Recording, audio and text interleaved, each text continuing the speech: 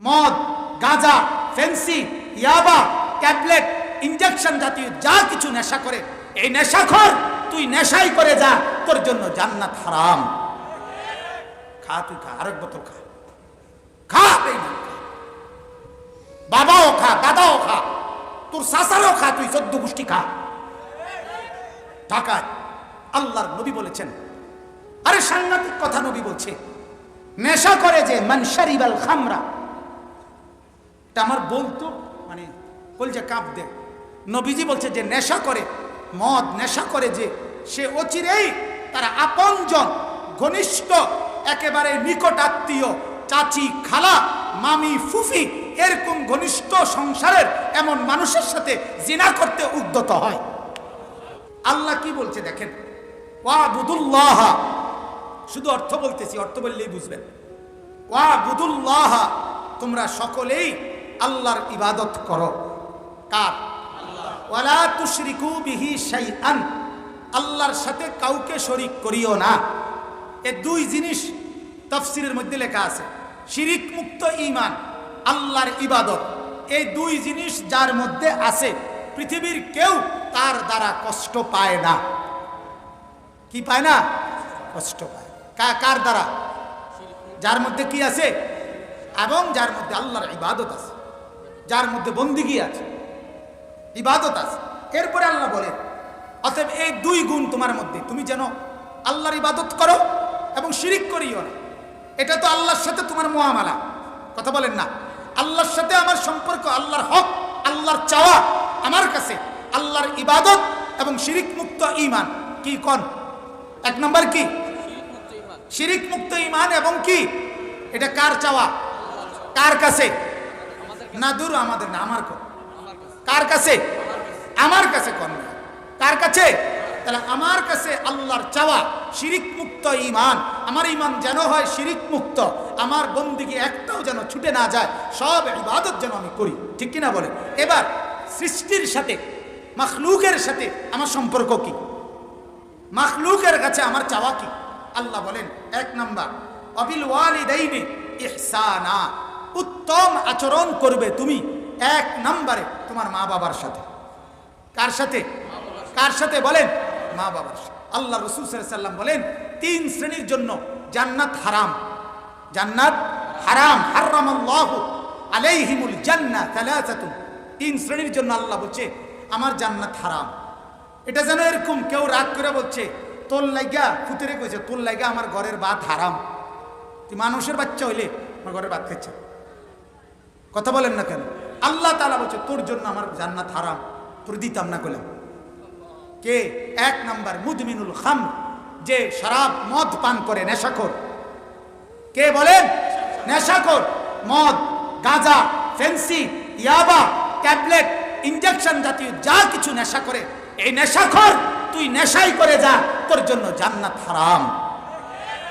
খা, তুই খা, আরেক বোতল খা, খা,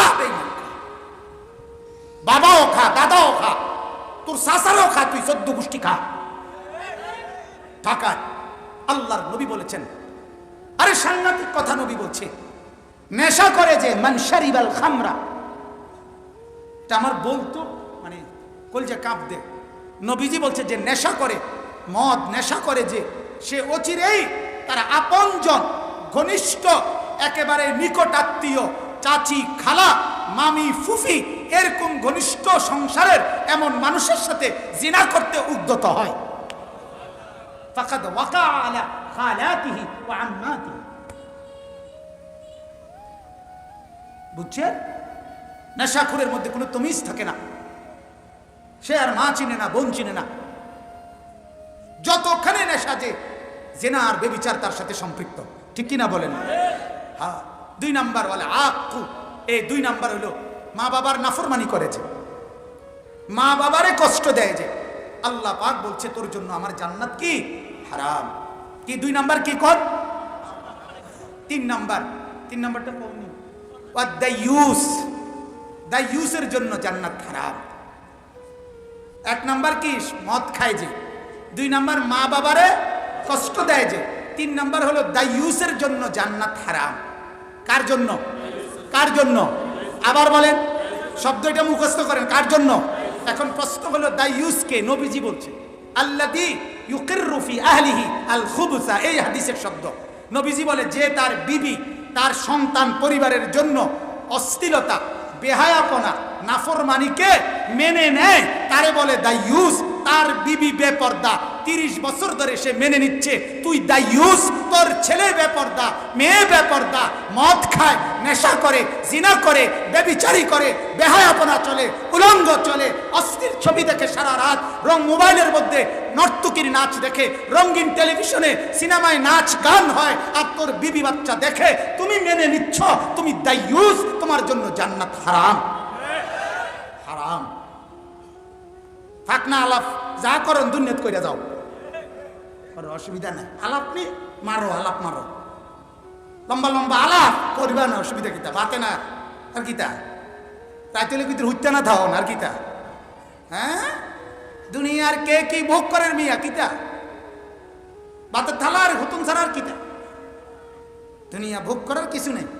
দুনিয়া আমি আর আপনি যা ভোগ করি, জন্তু জানোয়ার দুনিয়া তার চেয়ে বেশি ভোগ করে। যৌন লালসা, সম্পদ, খাদ্য খাবার, জন্তু জানোয়ার আমাদের চাইতে বেশি উপভোগ করে। আল্লাহ আমাদেরকে মাফ করে দেন।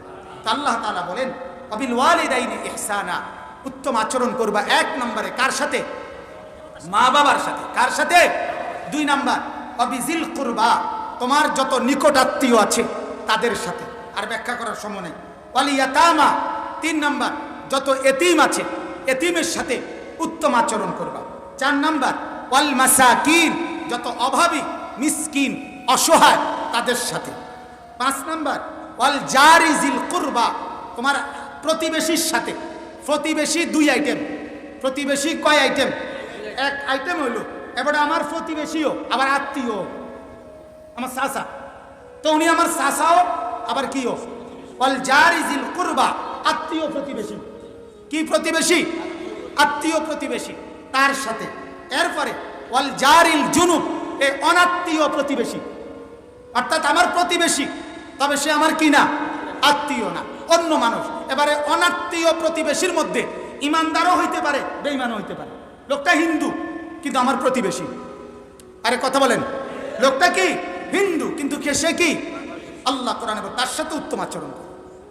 আত্মীয় প্রতিবেশী অথবা কি প্রতিবেশী?